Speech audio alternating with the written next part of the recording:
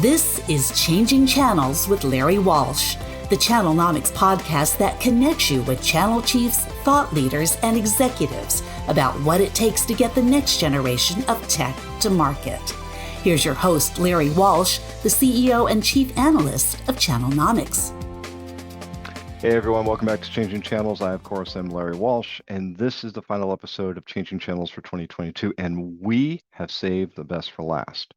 And by best for last, I mean this is, of course, our best of episode. We wanted to take this opportunity to share with you some of the great insights and conversations we've had over the course of this past year, share with you and highlight some of the great guests we've had, and we've had a number of them. And this is important to us because Changing Channels is all about information exchange. We use this podcast to exchange ideas and lessons and transferable skills or things to avoid as you're developing and maturing and optimizing channels and learning from the people who actually do it. And we've had a number of great people on this year to talk about channel development, channel lessons, channel insights. We had Rob Ray, who was the Senior Vice President of Business Development at Datto. Datto, of course, was acquired by Kaseya, and Rob is now exploring other opportunities. He tells me he's going to be landing somewhere soon. We had Louise McEvoy from Trend Micro on, and this was probably one of the more unusual conversations for us because we weren't necessarily talking about technology, but her love of mountain climbing and how she summited Mount Everest and some of the lessons she learned from the perseverance of go climb a mountain to developing good channel relationships. We had Ted Schuman, and I should say the incomparable Ted Schuman, who was the founder and CEO of Planet One, one of the master agents on the channel that was acquired by Avant. Of course, the acquisition happened after his appearance on Changing Channels. We can't say we had anything to do with it, but I'm going to take a little credit for it. We also had Michelle Hodges on, who at the time, she was the Vice President of Worldwide Channels at GitLab. She's now taken on the role of Senior Vice President of Global Channels and Alliances at Ivanta. When we had her on, she was talking to us about how channel leaders can develop productive and strong relationships with boards of directors and use those relationships to further advance the purposes of channels. We also had our good friend John Dusett of Ingram Micro Cloud come on and talk with us about some of the research Channelnomics and Ingram Micro has done about the state of cloud services and channel. We welcomed Lou Serlenga of the startup Nile. Now, Nile is a very interesting company because it is a networking company. Launching a networking company into what is really one of the more conventional staged segments of the channel. Nile had an interesting model, and he shared with us how it's launching as a services-only company. We also had Dan Tomaszewski on of Kaseya. Now, Dan, who is the VP of Channels at Kaseya, came on to talk about how to better engage and enable partners to become more productive managed service providers. Great lessons for any company that's looking to develop a managed services channel. And we also had Cheryl Cook, who is the Senior Vice President of Global Marketing at Global Channel Marketing at Dell Technologies, to talk about the evolution of marketing in the channel and the relationship between marketing and sales in the channel. Some truly exceptional guests. And there's others that we had on as well, and just a few of the highlights here. But we did, like I said, we wanted to take this opportunity to share with you some of the more memorable conversations we had. And we're going to start with our old friend, Justin Crotty, who is the Senior Vice President of Channels at Netenrich. Now, I've known Justin for a long time. I first started working and associating with him when he was at Ingram Micro, developing the first services practices in distribution, enabling managed service providers and bringing out products from the nascent early managed services companies. And Justin and I were talking about the evolution of managed services in the market as well as in the channel, and how there's a growing schism. Is that traditionally managed services has been delivered as components into an MSP stack, and then the MSP takes those technologies and delivers services independently to their customers. And now we're seeing the advent of vendors wanting to create these walled gardens, these exclusive zones in which the MSPs are almost reselling. And so Justin brought up some interesting points about the need to demonstrating value in managed services, how how vendors and MSPs, regardless of what their model is, need to demonstrate that they did something for their customers, because oftentimes managed services is an art where the customer actually doesn't see anything happen. Let's take a listen to Justin's comments. Yeah, I mean, it's always been kind of the catch-22 of any of these recurring services, be they managed services or managed security services, right, Larry? Yeah. The customer doesn't see bad things happening, and over time they start questioning, what the hell you're doing, right? When in reality, you're probably doing a really good job at keeping the challenge, keeping the problems at bay, or resolving or reducing problems for the customer. So I don't think anything's changing there, but I do think to your specific question, give me a bag of money and nothing, and you won't understand what's happening. I think that is rapidly changing because of this dynamic of traditional IT operations and traditional security operations. The fact that they were running in operating in silos that are now, I think, coming together. So you don't have services for a client that are not security first. You're not running operations for a client that are not secure operations anymore. You're not delivering, infrastructure management services that are not security oriented, or at least risk oriented.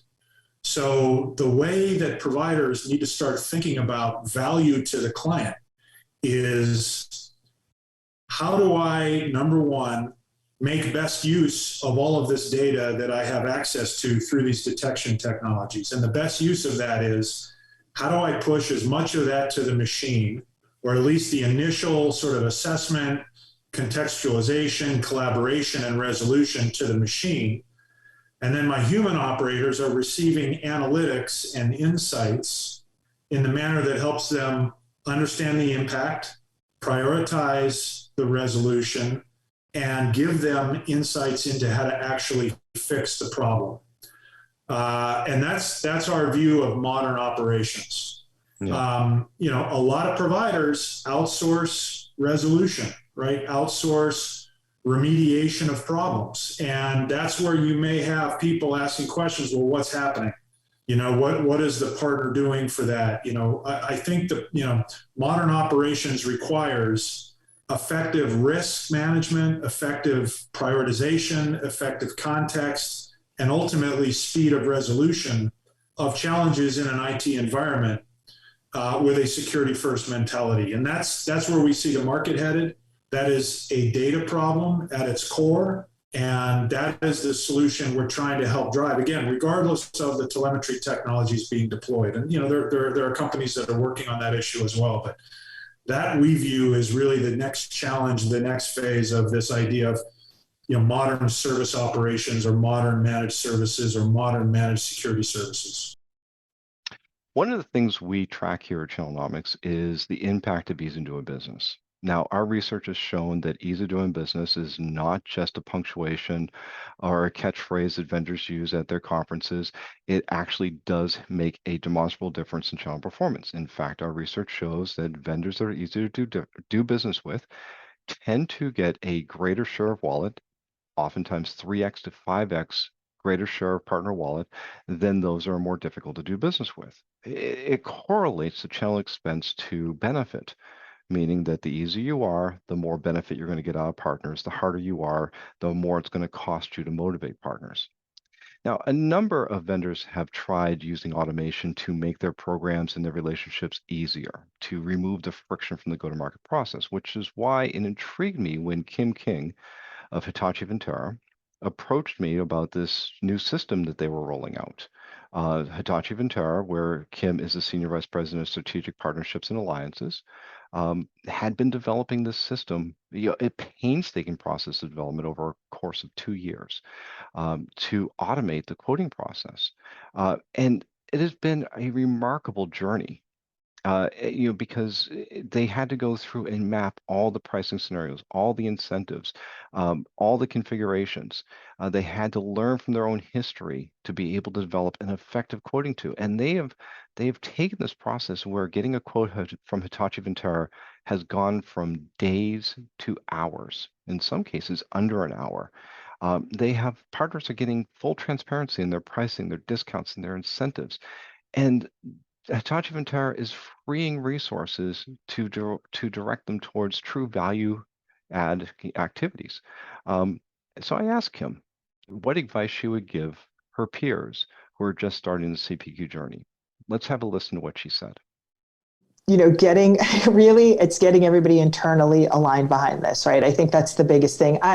Like I said in the beginning, it's huge kudos to my team internally, our pricing team, right? Our operations team, our finance team. You have to get everybody on the same page and make them your champion internally. I mean, even with our overall portal, I had a huge, win with them and our internal IT team who championed and supported it and found dollars for me to get the portal done and upgraded and get through all 3 phases. So I think it's important to really surround yourself with the smartest people you can in the organization and get them to understand how valuable this can be to driving sales and really driving, top and bottom line growth from a partner perspective, right? I think you and I lived this for many years, right? So you have a sales problem, throw more salespeople at it.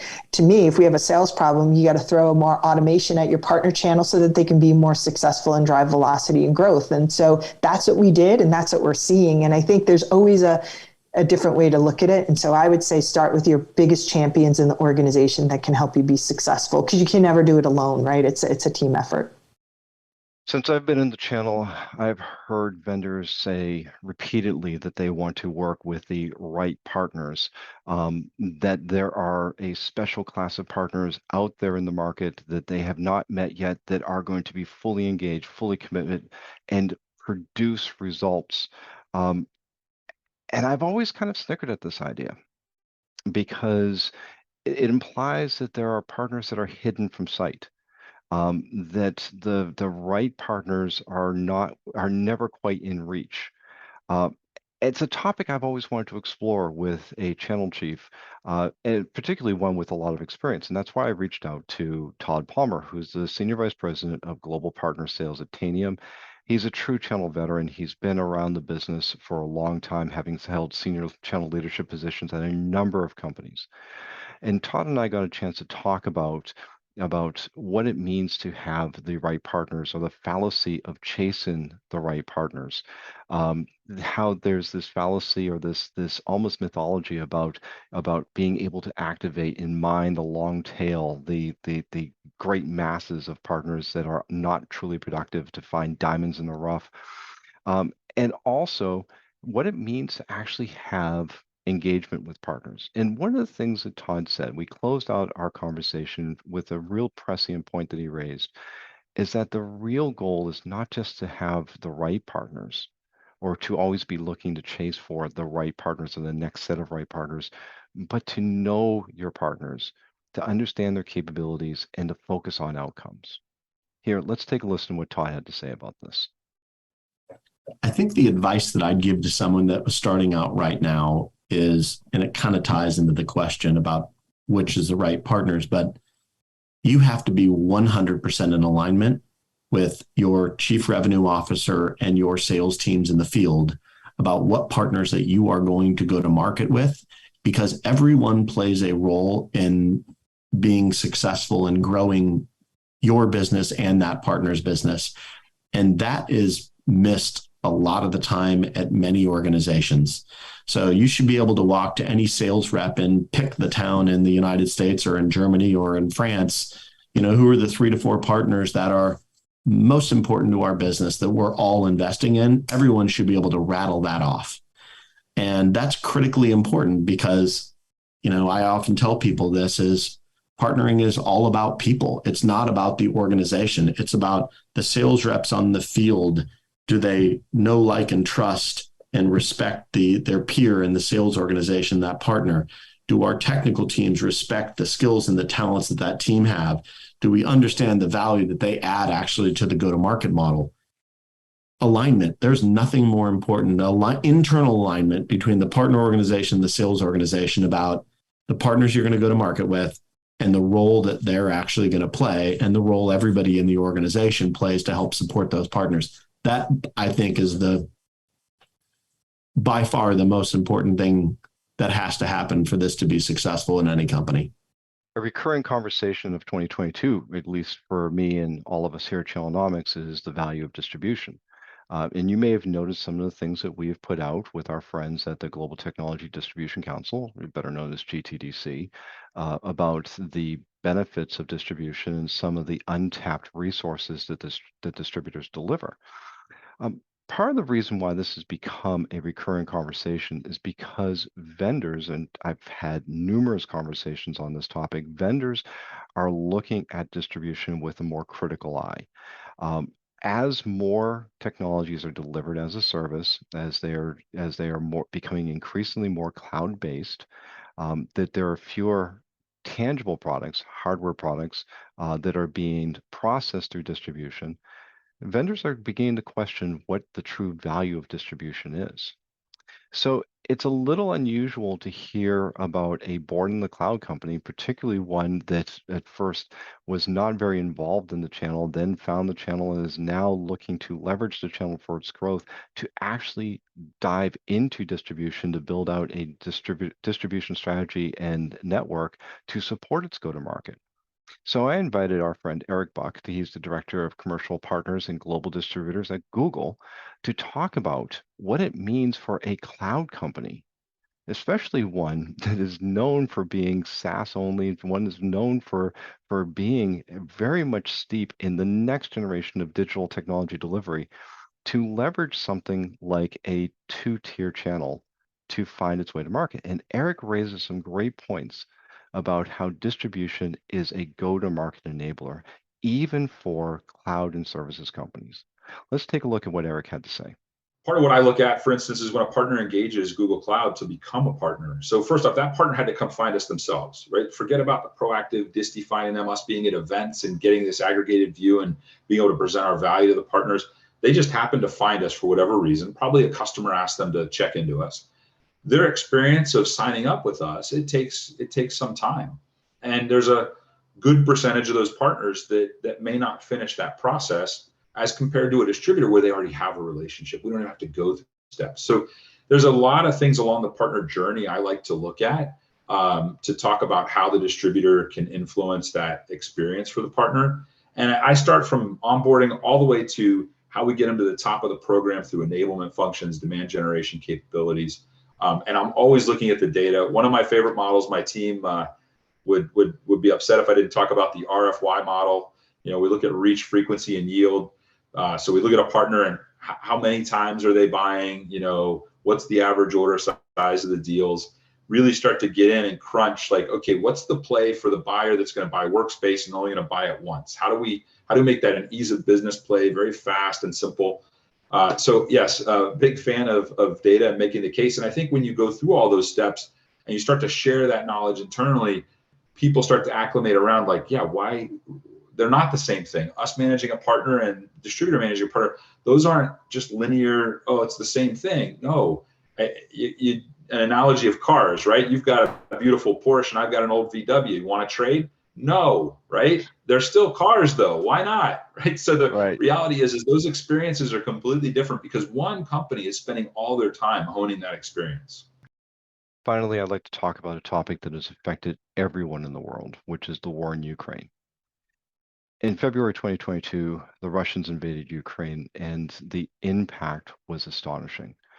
Many observers thought the war would be over in a matter of weeks, if not days, and that didn't happen. But the consequences of that invasion was astonishing. Millions of Ukrainian civilians fled the country seeking refuge in other places around Europe, in Poland, Germany, Slovakia, Hungary, Romania, and many more. The Western world, the United States, and NATO countries responded with aid for Ukraine, providing humanitarian aid to its people, as well as military aid to resist the Russian invasion. And the technology industry responded quickly as well. Even as Western governments were imposing sanctions on Russia, technology companies around the world withdrew or suspended their operations in Russia. And it was a part of an effort to put pressure on the Russian government to curb its war ambitions. Now, the sanctions and the tech protest hasn't really had much of an impact, but the symbolism of it was truly remarkable. Some tech companies even stepped up to provide direct aid to its people because some of their employees were affected by the invasion, or some of their employees were helping the refugees in their plight to seek safety. One of those companies was Acronis.